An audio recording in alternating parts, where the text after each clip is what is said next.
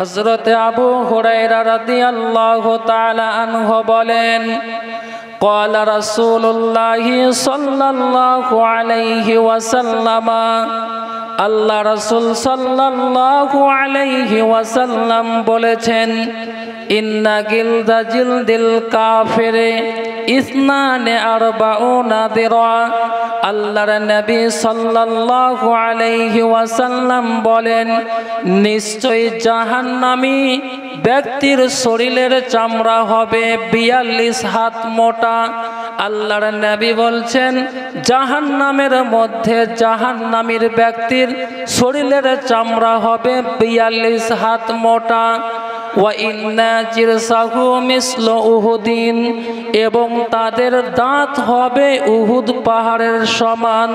উহুদ পাহাড় হচ্ছে ৪ কিলোমিটার প্রশস্ত আর ৮ কিলোমিটার হচ্ছে লম্বা। নিচে কতটা আছে মানুষ বলতে পারবে না, মানুষ জানে না। সেই জাহান্নামের মধ্যে জাহান্নামীর ব্যক্তির দাঁত হবে উহুদ পাহাড়ের সমান। ওয়া ইন্না মাজলিসাহু মিন জাহান্নামা মা বাইনা মাক্কাতা ওয়াল মাদিনা। আল্লাহ রাসূল বলছেন, একজন জাহান্নামী ব্যক্তির জাহান্নামের বসার জায়গা হবে মক্কা থেকে মদিনার মধ্যবর্তী ব্যবধান, অর্থাৎ ২৫০ মাইল, ৪০০ কিলোমিটার। তাহলে আপনাকে আমি বলে বুঝাতে পারি জাহান্নাম কত বড়, জাহান্নাম কত গভীর, এটা আপনাকে আমি বলে বুঝাতে পারবো না। সম্মানিত উপস্থিতি, কবর যত কঠিন, কিয়ামত তার চাইতে বেশি কঠিন এবং জটিল। আর কিয়ামত যত কঠিন, জাহান্নাম তার চাইতে বেশি কঠিন এবং জটিল। আল্লাহ তাবারাক ওয়া তাআলার নবী হাদিসের মধ্যে বলেন, হাদিসের বর্ণনাকারী রাবী হলেন হযরতে আবু হুরায়রা। হযরতে আবু হুরায়রা রাদিয়াল্লাহু তাআলা আনহু বলেন, আল্লাহ রাসূল সাল্লাল্লাহু আলাইহি ওয়াসাল্লাম বলেছেন, আল্লাহ তাবারাক ওয়া তাআলা যখন জান্নাত তৈরি করলেন, হযরতে জিবরাইল আলাইহিস সালাতু ওয়াস সালামকে বললেন, হে জিবরাইল, যাও, আমি জান্নাত তৈরি করলাম, জান্নাত বানালাম, জান্নাত দেখে আসো।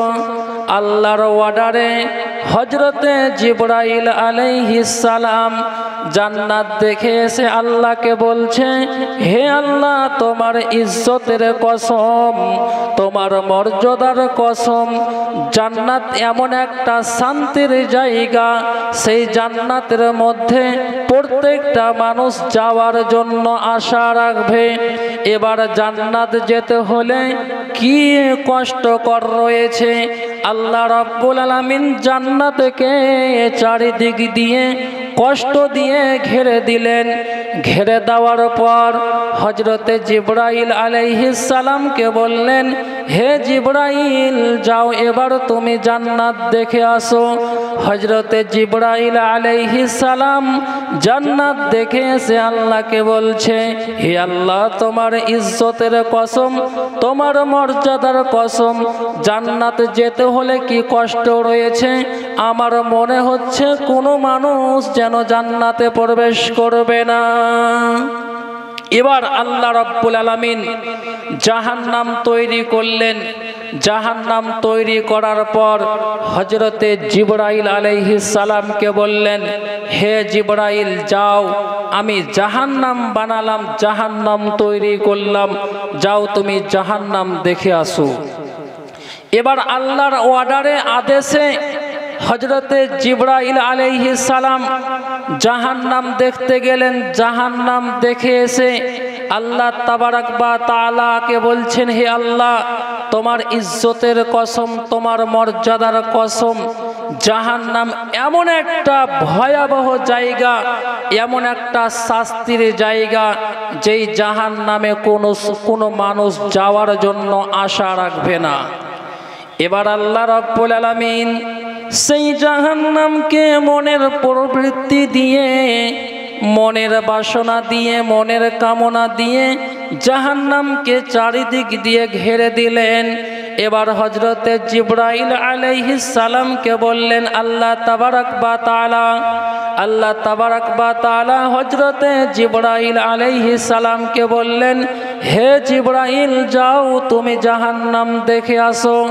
আল্লাহর অর্ডারে, আল্লাহর আদেশে হযরতে জিবরাইল আলাইহিস সালাম জাহান্নাম দেখে এসে আল্লাহকে বলছে, হে আল্লাহ, তোমার ইজ্জতের কসম, তোমার মর্যাদার কসম, জাহান্নাম এমন একটা জায়গা, সেই জাহান্নামে যেন প্রত্যেকটা মানুষ প্রবেশ করবে। সম্মানিত উপস্থিতি, আমার বলার উদ্দেশ্য হচ্ছে জাহান্নাম যাওয়া যতটা সহজ, কিন্তু জান্নাত যাওয়া ততটা সহজ নয়। জান্নাত যেতে হলে, জাহান্নাম থেকে নাজাত পেতে হলে আপনাকে দুনিয়ার বুকে কষ্ট করতে হবে, নেক আমল করতে হবে, আল্লাহকে বলে ভয় করতে হবে, আল্লাহকে বলে স্মরণ করতে হবে। হযরত আবু হুরায়রা রাদিয়াল্লাহু তাআলা আনহু বলেন, ক্বালা রাসূলুল্লাহি সাল্লাল্লাহু আলাইহি ওয়াসাল্লাম, আল্লাহ রাসূল সাল্লাল্লাহু আলাইহি ওয়াসাল্লাম বলেছেন, হুজিবাতিন নারু বিশশাহাওয়াতি, আল্লাহ তাবারক ওয়া তাআলার নবী বলছেন, সেই জাহান্নামকে ঘিরে রাখা হয়েছে মনের প্রবৃত্তি, মনের বাসনা দিয়ে। ওয়া হুজিবাতিল জান্নাতু বিল মাকারিহি, সেই জান্নাতকে ঘিরে রাখা হয়েছে কষ্ট দিয়ে। অতএব জান্নাতে যেতে হলে আপনাকে দুনিয়ার বুকে কষ্ট করতে হবে, সেই জাহান্নাম থেকে বাঁচতে হলে আপনাকে ভালো কাজ করতে হবে, আল্লাহকে স্মরণ করতে হবে, আল্লাহকে ভয় করতে হবে, তাহলে আপনার জন্য আল্লাহ তাবারক ওয়া তাআলা জান্নাত রেখেছেন। সম্মানিত উপস্থিতি, আমি আমার বক্তব্য শেষ করে দেব আর একটি মাত্র হাদিস বলে। সম্মানিত উপস্থিতি, সেই জাহান্নামের মধ্যে আল্লাহ তাবারক ওয়া তাআলা অনবরত জিন এবং মানুষকে নিক্ষেপ করবে। জিন এবং মানুষের জন্য আল্লাহ তাবারক ওয়া তাআলা জাহান্নাম তৈরি করে রেখেছেন। হযরতে আনাস রাদিয়াল্লাহু তাআলা আনহু বলেন, ক্বালা রাসূলুল্লাহি সাল্লাল্লাহু আলাইহি ওয়াসাল্লাম, আল্লাহ রাসূল সাল্লাল্লাহু আলাইহি ওয়াসাল্লাম বলেছেন, লা তাজালু জাহান্নামা ইউলকা ফিহা, আল্লাহ রাব্বুল আলামিন অনবরত মানুষ এবং জিন জাতিকে জাহান্নামের মধ্যে নিক্ষেপ করতে থাকবে, কিন্তু মানুষ এবং জিন জাতিকে দিয়ে জাহান্নাম পরিপূর্ণ হবে না। জাহান্নাম আল্লাহর সাথে কথা বলবে, ওয়া তাকুলু হাল মিন মাজিদ, জাহান্নাম আল্লাহকে বলবে, আর কিছু কি বাকি আছে কি? তখন আল্লাহ তাবারক ওয়া তাআলা কি করবেন? হাদিসের মধ্যে এসেছে, হাত্তা ইয়াযা রব্বুল ইজ্জাতে কাদামাহু, আল্লাহ তাবারক ওয়া তাআলা জাহান্নামে যখন মানুষ এবং জিন জাতিকে দিয়ে পরিপূর্ণ হবে না, আল্লাহ তাবারক ওয়া তাআলা জাহান্নামের মধ্যে পা রেখে দিবেন। ফায়ানজাবি বাযুহা ইলা বাজ, জাহান্নামের এক অংশ আর এক অংশের সাথে মিশে যাবে, জাহান্নাম আঁটো হয়ে যাবে। জাহান্নাম তখন আল্লাহকে বলবে, কাত কাত কাত, যথেষ্ট হয়েছে, যথেষ্ট হয়েছে, যথেষ্ট হয়েছে, আমি এখন পরিপূর্ণ, আর কিছু লাগবে না। সম্মানিত উপস্থিতি, এই জাহান্নাম থেকে আপনাকে বাঁচতে হবে। আপনি জাহান্নাম থেকে কি দোয়াটা বলে বাঁচবেন, আল্লাহ রাসূল সাল্লাল্লাহু আলাইহি ওয়াসাল্লাম সেই দোয়াটাও শিখিয়ে দিয়েছেন।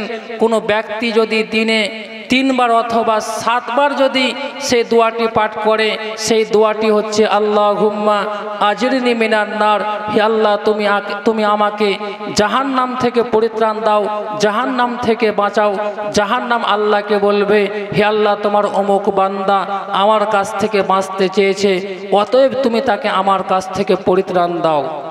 সম্মানিত উপস্থিতি, আমি আমার বক্তব্য আর দীর্ঘায়িত করছি না, যেহেতু বক্তা চলে এসেছে, আমার পিছনে বসে রয়েছে। আমি আমার ক্ষুদ্র বক্তব্য এখান থেকে শেষ করছি। বলার মাধ্যমে, হাদিস এবং কোরআনের মাধ্যমে যদি কোনো ভুল ত্রুটি হয়ে থাকে তাহলে আমাকে ধরিয়ে দিবেন, অবশ্যই আমি সংশোধন করে নেব। আসসালামু আলাইকুম ওয়া রাহমাতুল্লাহি ওয়া বারাকাতুহু।